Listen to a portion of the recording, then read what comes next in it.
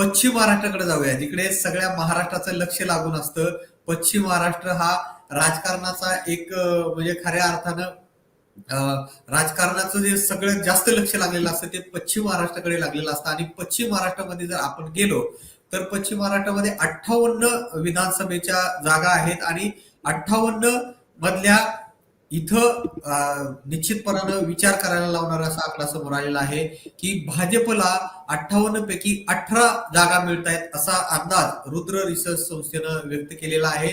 आणि शिवसेनेला म्हणजे एकनाथ शिंदेच्या शिवसेनेला 5 जागा मिळत आहेत, तर अजितदादांची राष्ट्रवादी 7 जागांवरती विजयी होईल असा अंदाज रुद्र रिसर्च संस्थेनं व्यक्त केलेला आहे.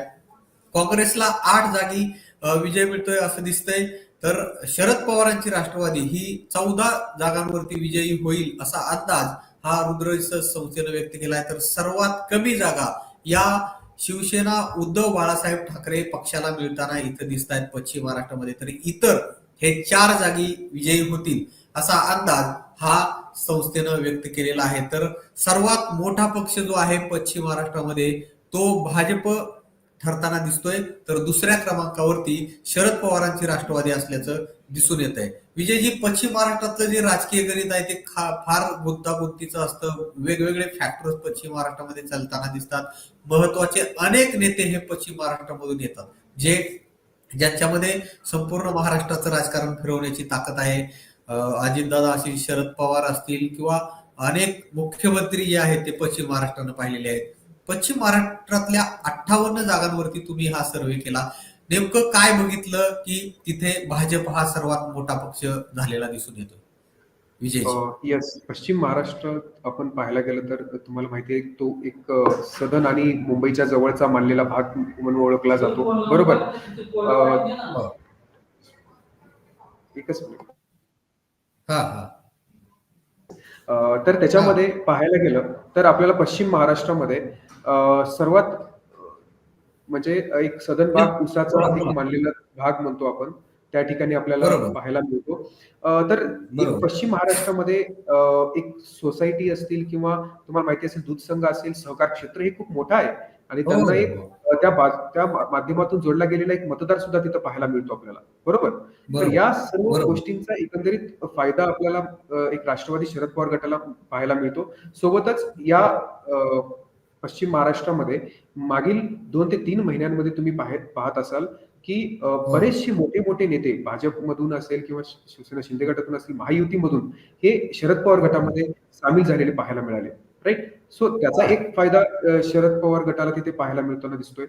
तुम्ही जसं म्हणला की भाजपला सर्वाधिक जागा इथे का दिसत आहेत पश्चिम महाराष्ट्रामध्ये, याचं कारण म्हणजे असं आहे, पुणे सारखा जिल्हा इथे आहे, सोलापूर सारखा पश्चिम महाराष्ट्रात येणारा सुद्धा जिल्हा आहे, जिथे सर्वाधिक जागा ह्या भाजपच्या येताना या जिल्ह्यांमधून दिसून येतात, कारण की त्याचा आकडा खूप मोठा आहे, बरोबर?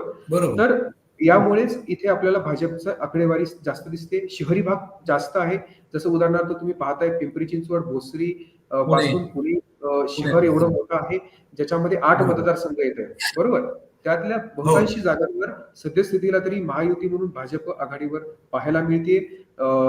आणि मधल्या काळात ज्या पद्धतीनं महायुतीनं त्यांनी त्यांचे अजेंडा असेल, केंद्रातील सरकारच्या माध्यमातून त्यांनी प्रोजेक्शन केलेलं मेट्रो असेल किंवा बाकीच्याही बऱ्याचशा गोष्टी असतील, ह्या एक शहरी मतदाराला एक लुभावणाऱ्या आहेत असे आपल्याला एक पाहायला मिळतंय. यामुळेच भाजप इथे आघाडीवर दिसते.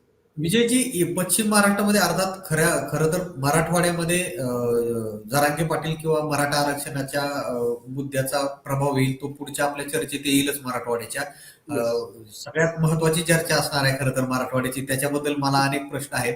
मात्र पश्चिम महाराष्ट्रामध्ये सुद्धा काही भागामध्ये मराठा आरक्षणाचा प्रभाव खूप मोठ्या प्रमाणामध्ये दिसून आला होता, तर तो फॅक्टर कुठंतरी महत्वाचा वाटला का तुम्हाला या सर्वे दरम्यान? येस, नक्कीच. जसं उदाहरणार्थ पाहायला गेलं तर तुम्हाला सोलापूर भाग जसा मराठवाड्याला लागून आहे, बरोबर, तो असेल किंवा नगरचा भाग जो मराठवाड्याला बीड जिल्ह्याला लागून आहे, राईट? या भागांमध्ये तुम्हाला पाहायला मिळते की तिथे एक जातीय समीकरणांवर नक्कीच इथं गणित बदललेली दिसायला म्हणजे पाहायला मिळतात. परंतु याचा विषय असा झालेला आहे की तिथे बंडखोरी म्हणजे ही विधानसभा आहे, इथे स्थानिक नेत्याला पाहून, स्थानिक मुद्द्यांना पाहून इथली निवडणूक होते, राईट? सो त्याच्यामुळे काय झालं की बरेचसे मतांचं विभाजन हे मोठ्या प्रमाणात इथे पाहायला मिळालं. राईट. सो त्याच्यामुळेच इथे आपल्याला एक जरांगे फॅक्टर इथे निमुळता या भागांमध्ये आपल्याला पाहायला मिळतो. आणि पुण्यातील जे तुम्ही मगाशी बोलताना बोलून गेले की पुण्यातील 8ही जागांवरती म्हणजे महायुतीचं वर्चस्व असल्याचं दिसून आलंय असं तुम्ही म्हणाला होता. नाही, नाही. मी म्हटलं की पुणे हा, जिल्ह्यामध्ये पुणे शहर हे पुणे शहरी भाग आहे, बरोबर. हा हा त्याच्यामध्ये हा हा. एक एक पूर्ण आपण जर पुणे शहर आणि पिंपरी चिंचवड जर आपण महानगरपालिका पाहिली, तर या बर, झोनमध्येच 8+3 अशा जवळपास 11 मतदारसंघ येतात. राईट. सो बरोबर. ह्याच्यामध्ये बहुतांशी जागा म्हटलं की इथे ओके महायुती म्हणून भाजपला जागा सुटलेल्या आहेत. बरोबर. आणि ओके ओके. त्याच्यामुळे इथे नक्कीच भाजपला एक एक्स्ट्रा एज आपल्याला पाहायला मिळताना दिसून येत आहे.